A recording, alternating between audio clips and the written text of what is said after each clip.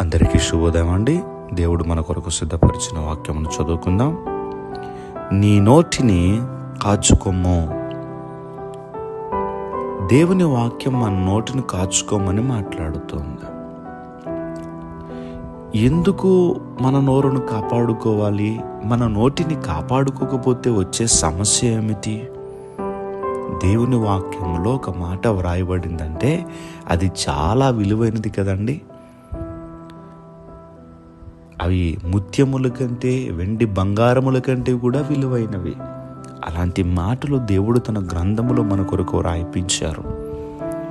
నోటిని ఎందుకు కాచుకోవాలి?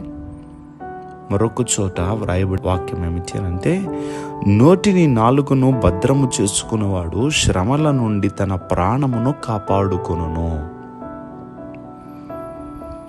నోటిని నాలుకను భద్రం చేసుకున్నవాడు శ్రమల నుండి తన ప్రాణమును కాపాడుకుంటాడు. అంటే శ్రమల్లోనికి వెళ్ళకూడదంటే, శ్రమలు రాకుండా ఉండాలి అంటే ముఖ్యంగా నీ నోటిని కాపాడుకోవాలంటే, కొంతమంది జీవితంలో వారికి శ్రమలు ఎందుకు వస్తాయి అని అంటే నోటిని కాపాడుకోలేకపోవటం వలన, నోటిని కాచుకోలేనటువంటి కారణం చేత కొంతమంది శ్రమలకు గురవుతారు. అన్ని శ్రమలు నోటి వల్ల వస్తాయని నేను చెప్పట్లేదు. కొంతమంది జీవితంలో నోటిని కాచుకోకపోవటం వల్ల శ్రమ పడేటటువంటి వ్యక్తులు ఉంటారు.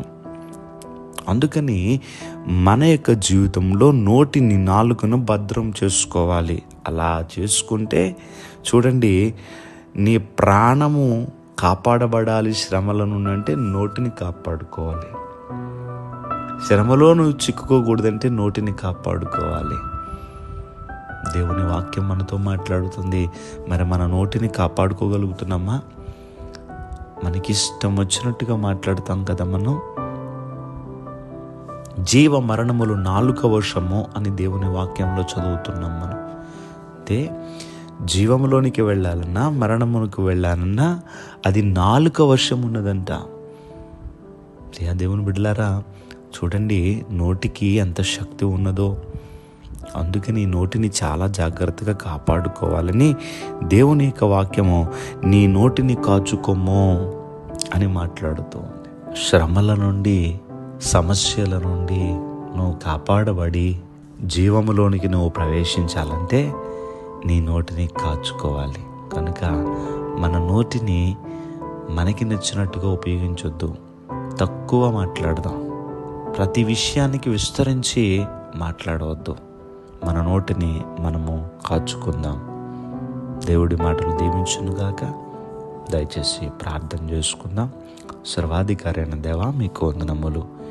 ఈ మాటలు విన్నటువంటి ప్రతి బిడ్డ కూడా వారు, మేమందరము మా నోటిని కాపాడుకోమని మీరు మాట్లాడిన రీతిగా, మాకు ఇష్టమైనటువంటి రీతిగా మా నోరును ఉపయోగించడం కాదయ్యా, కేవలం మా నోటితో మిమ్మల్ని స్తుతించాలి.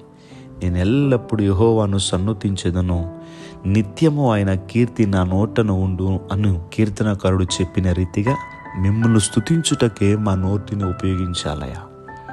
చెడు మాటలు మాట్లాడుటకు కానీ, కల్పిత మాటలు మాట్లాడటానికి కానీ, అసభ్యకరమైనటువంటి మాటలు మాట్లాడటానికి కానీ ఎప్పటికీ మా నోరును ఉపయోగించకూడదు. కేవలము మా నోటి ద్వారా మిమ్మల్ని మాత్రమే స్తుతించాలి.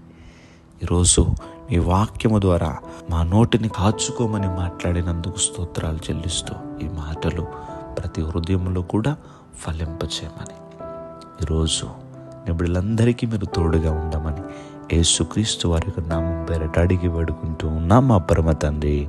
Amen, amen, amen.